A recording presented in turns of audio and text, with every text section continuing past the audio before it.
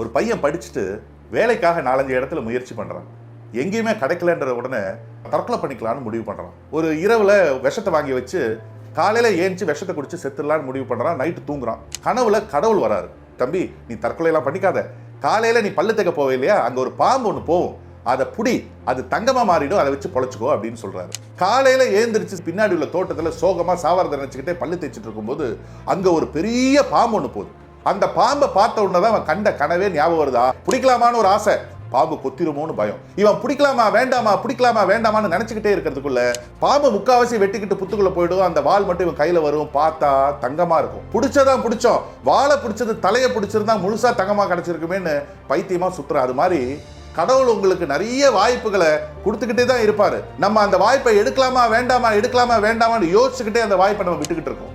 கடவுள் கொடுக்குற வாய்ப்பை இமீடியட்டா எடுங்க. உங்க லைஃப்ல சக்சஸ் கேரண்டி.